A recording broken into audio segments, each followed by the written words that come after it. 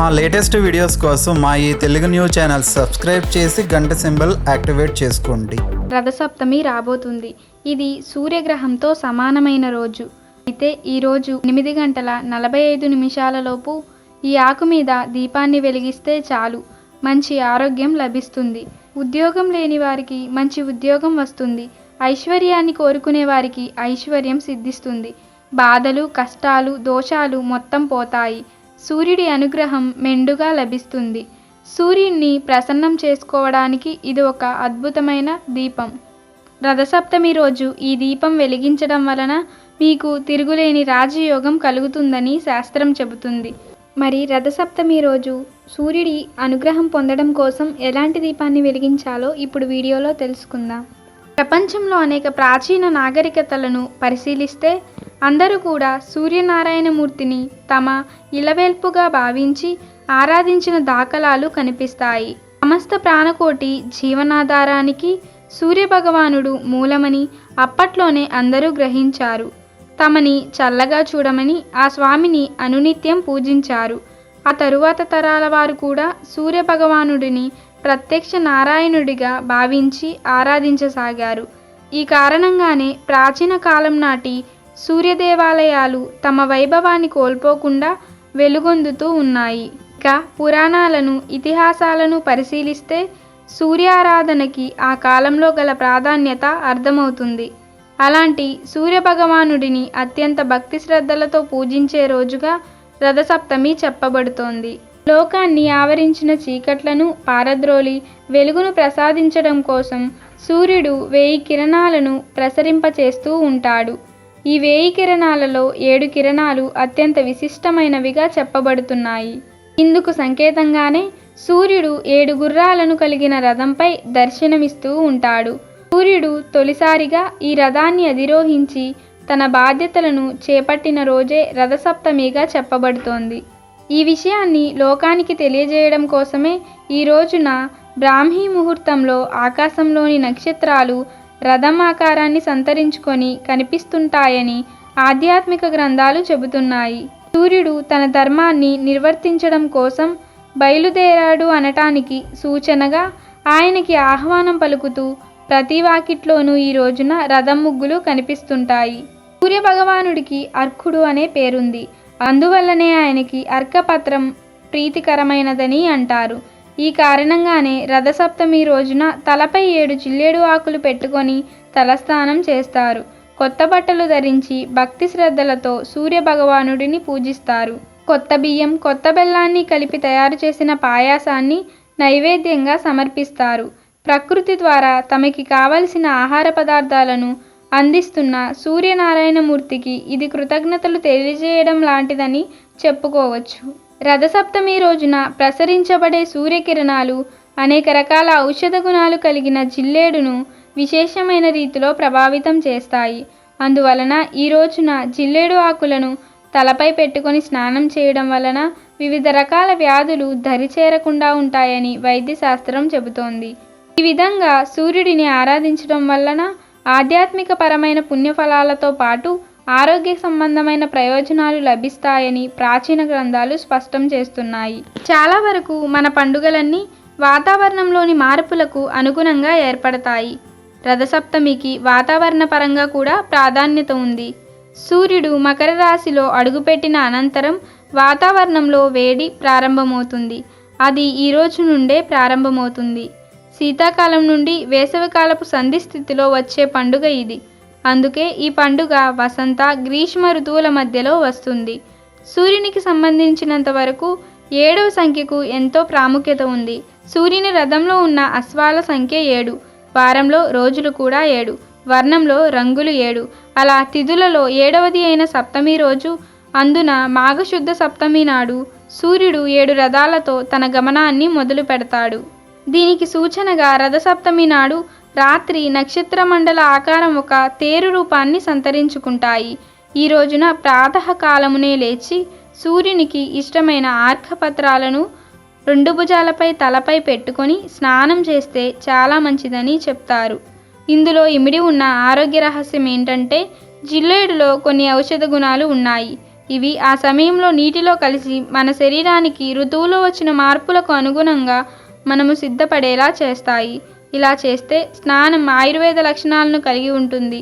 అనేక చర్మ రోగాలను నివారిస్తుంది.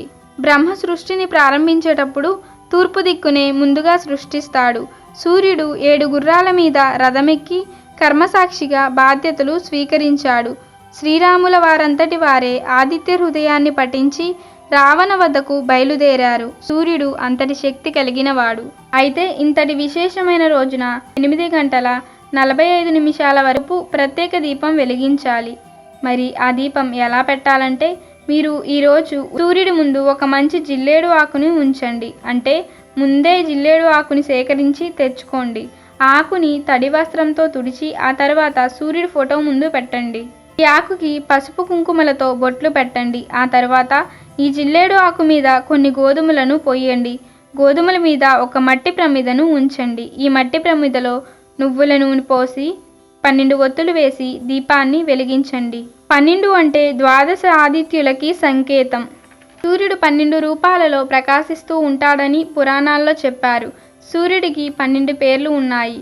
అందుకని 12 ఒత్తులు వేసి దీపం వెలిగించాలి. ఇలా జిల్లేడు ఆకు మీద గోధుమలు పోసి ఆ గోధుమల మీద ప్రమిద పెట్టి నువ్వుల నూనె పోసి 12 ఒత్తులు వేసి రథసప్తమి రోజు దీపాన్ని వెలిగించినట్లయితే సకల దరిద్రాలు తొలగిపోతాయి, అష్టైశ్వర్యాలు సిద్ధిస్తాయి. ఉద్యోగం లేని వారికి ఉద్యోగం వస్తుంది. అనారోగ్య సమస్యలు తొలగిపోతాయి. మంచి ఆరోగ్యం లభిస్తుంది. ఐశ్వర్యం సిద్ధిస్తుంది. బాధలు, కష్టాలు, దోషం మొత్తం పోతాయి.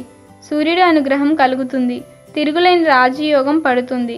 రథసప్తమి రోజు పెట్టే ఈ గోధుమల దీపం అంటే సూర్య భగవానుడికి ఎంతో ఇష్టం. ఈ దీపం ఎవరైతే వెలిగిస్తారో వారికి ఉన్న కష్టాలన్నీ పోతాయి. సూర్యుని అనుగ్రహం అనేది సిద్ధిస్తుంది. సూర్యుని అనుగ్రహం ఉంటే అన్ని రకాల ఐశ్వర్యాలు సిద్ధిస్తాయి. ఆరోగ్యం, సంపద, వృత్తి ఇలా అన్ని రకాలుగా కలిసి వస్తుంది. మరొక విషయం ఏంటంటే, ఇలా వెలిగించిన దీపంలోని గోధుమలను, ఆకును, ప్రమిదను, కాలిన ఒత్తులను మరునాడు తీసి గంగలో అంటే ప్రవహించే నీటిలో కలపండి. లేదా గొయ్యి తీసి పాతిపెట్టాలి. అంతేకాని ఎక్కడ పడితే అక్కడ పడివేయకూడదు. కనుక అందరూ ఈ దీపాన్ని వెలిగించి శుభ ఫలితాలను పొందండి. ఈ రథసప్తమి సందర్భంగా ఒక మంత్రం చదువుకుంటే విశేషంగా సూర్యుడి అనుగ్రహం కలుగుతుంది. ఆ మంత్రం ఏంటంటే ఓం పూష్ణే నమః. ఈ మంత్రాన్ని ఈరోజు వీలైనన్ని సార్లు చదివితే సూర్యనారాయణమూర్తి అనుగ్రహంతో సకల శుభాలు కలుగుతాయి. ఇది సూర్యుడు పుట్టినరోజు కనుక ఈరోజు సూర్యనారాయణమూర్తికి ఎంతో ప్రీతి. అయితే ఈరోజు దేవుడికి ఈ ఒక్క ప్రసాదం పెడితే చాలు, 1000 పూజలు చేసిన ఫలితం వస్తుంది. ఆడవారు తప్పనిసరిగా ఈ ప్రసాదం పెట్టాలని శాస్త్రాలు చెబుతున్నాయి. సూర్యభగవానుడు ఉదయం వేళలో బ్రహ్మస్వరూపంగాను, మధ్యాహ్నం వేళలో మహేశ్వరునిగాను, సాయం వేళలో విష్ణు స్వరూపంగా ఉండి ప్రతిదినమున త్రిమూర్తి రూపంగా ఉంటూ ప్రపంచాన్ని నడిపిస్తూ ఉంటాడు. సౌరమాన ప్రకారంగా ప్రతి సంవత్సరం మాఘమాసంలో శుద్ధ సప్తమి రథసప్తమిగా పరిగణిస్తారు. సూర్యభగవానుడు జన్మించిన పుణ్యతిథి ఇది. సూర్యభగవానుడు ఈ పుణ్యతిథిన జన్మించుట వలన దీనిని సూర్య జయంతిగా కూడా పేర్కొంటారు. మాఘమాసంలో శుద్ధ సప్తమిని సూర్య సప్తమి, అచలా సప్తమి, మహాసప్తమి, సప్త సప్తమి అనే అనేక పేర్లతో జరుపుకుంటారు. మాఘశుద్ధ సప్తమి సూర్యగ్రహణంతో సమానమైనది. ఈరోజు అరుణోదయ వేళ చేసిన స్నాన, జప, తర్పణాదులు అనేక కోట్ల రెట్లు పుణ్యఫలములను, ఆయురారోగ్య సంపదలను ఇచ్చును. రథసప్తమి రోజున ప్రాతకాలమే నిద్రలేచి సూర్యునికి ఇష్టమైన అర్కపత్రాలను అంటే జిల్లేడు ఆకులను 2 భుజాలపై తలపై పెట్టుకొని స్నానము చేయడం వలన మంచి ఫలితాలు కలుగును. ఈరోజు పెట్టే నైవేద్యం కూడా ఎంతో విశేషమైంది. ధనుర్మాసంలో గొబ్బెమ్మలతో చేసిన పిడకలని కొన్నింటిని దాచిపెట్టుకొని ఆ పిడకలని పొయ్యిలో పెట్టి ఆ పొయ్యి మీద గిన్నెను పెట్టాలి. పాలు పోసి మరిగించాలి. పాలు పొంగే వరకు మరిగించాలి. అలా పాలు పొంగేటప్పుడు కొన్ని పాలు కిందకి పొర్లితే చాలా మంచిది. ఇలా పాలు పొంగిన తరువాత బియ్యంలో కొంచెం నెయ్యి కలిపి ముందే పక్కన పెట్టి ఉంచుకోవాలి. ఆ బియ్యాన్ని 3 గుప్పెళ్ళు తీసి పాలల్లో వేసి ఉడికించాలి. బియ్యం కొంచెం ఉడికాక బెల్లం వేసుకోవాలి. ఇక జీడిపప్పులు, బాదం పప్పులు ఎవరి ఇష్టాన్ని బట్టి వాళ్ళు వేసుకోవచ్చు. పాలల్లో కొత్త బియ్యం, బెల్లం వేసి చేసే రథసప్తమి ప్రసాదం ఇది. కొంతమంది బియ్యం కడిగి వేస్తూ ఉంటారు, కానీ అలా కాకుండా ఆవు నెయ్యి రాసి వేస్తే చాలా మంచిది. 3 గుప్పెళ్ళ బియ్యమే వేయాలని లేదు. మీ ఇంట్లో ఎంతమంది ప్రసాదం తింటారో చూసుకొని అంత ఎక్కువ ప్రసాదం చేసుకోవచ్చు. ఇలా పరమాన్నం చేసుకోవాలి. తర్వాత సూర్యారాధన చేసుకోవాలి. కానీ చాలామంది దగ్గర సూర్యుడి ఫోటోలు ఉండవు. పూర్వం రోజుల్లో బంగారపు సూర్యుడి రథం విగ్రహాలు ఉండేవి. ఆ విగ్రహాలకి పూజలు చేసేవారు. కానీ ఇప్పుడు ఆ అవకాశం లేదు. అందుకే 7 చిక్కుడుకాయలతో రథాన్ని చేసుకోవాలి. ఈ రథం మీద చిక్కుడు ఆకుల సింహాసనం ఏర్పాటు చేసి సూర్యుడిని ఆవాహనం చేసుకోవాలి. ఆ తరువాత ఈ రథాన్ని సూర్యకిరణాలు పడే చోట పెట్టుకొని పూజ చేయాలి. పరమాన్నాన్ని కూడా సూర్యకిరణాలు పడే చోట పొయ్యి పెట్టుకొని వండితే చాలా చాలా మంచిది. అలా పూజ చేశాక పరమాన్నాన్ని చిక్కుడు ఆకులలో పెట్టి ఒక ప్లేట్లో పెట్టి నైవేద్యంగా సమర్పించాలి. ప్రసాదాన్ని పంచేటప్పుడు కూడా చిక్కుడు ఆకుల్లోనే ప్రసాదాన్ని పంచాలి. ఇదంతా కూడా సూర్యోదయ సమయంలోనే చేయాలి. వేడివేడి పరమాన్నాన్ని చిక్కుడు ఆకుల్లో పెట్టి ఒక విధమైన రసాయనం చిక్కుడు ఆకుల నుండి రిలీజ్ అవుతుంది కాబట్టి చిక్కుడు ఆకులలో పెట్టడం వల్ల ఒక మంచి ఆరోగ్యం మనకి వస్తుంది. ఇది ఆరోగ్యానికి చాలా మంచిది. అందుకే మన పూర్వీకులు రథసప్తమి రోజు చిక్కుడు ఆకుల్లో నైవేద్యం పెట్టమని చెప్పారు. ఈ పరమాన్నం నైవేద్యాన్ని వీలైనంత వరకు పిడకల పొయ్యి మీద వండాలి. కుదరకపోతే గ్యాస్ పొయ్యి మీద వండుకోండి. కానీ సూర్యపూజ మాత్రం ఎండపడే చోట, అంటే సూర్యకిరణాలు పడే చోట ఉదయాన్నే చేసుకోవాలి. చిక్కుడు ఆకుల్లో నైవేద్యం పెట్టాలి. చిక్కుడు ఆకుల్లోనే ప్రసాదం తినాలి. ఇలా నైవేద్యంగా పెట్టడం వలన వంశవృద్ధి, ఆయురారోగ్యాలు సిద్ధిస్తాయని శాస్త్రాలు చెబుతున్నాయి. అంతేకాదు సూర్యుడి అనుగ్రహంతో 1000 పూజలు చేసిన ఫలం వస్తుంది. అష్టైశ్వర్యాలు సిద్ధిస్తాయి. కనుక రథసప్తమి రోజు ప్రతి ఒక్కరు కూడా ఈ నైవేద్యాన్ని పెట్టి సూర్యభగవానుడి అనుగ్రహంతో సకల ఐశ్వర్యాలను ఆరోగ్యాలను పొందండి. సంతోషంగా జీవించండి. అమెజాన్లో బెస్ట్ డిస్కౌంట్స్ కోసం వీడియో డిస్క్రిప్షన్లో లింకు ఉంది, చూడండి. అలాగే మా టెలిగ్రామ్ ఛానల్ సబ్స్క్రైబ్ చేసుకోండి.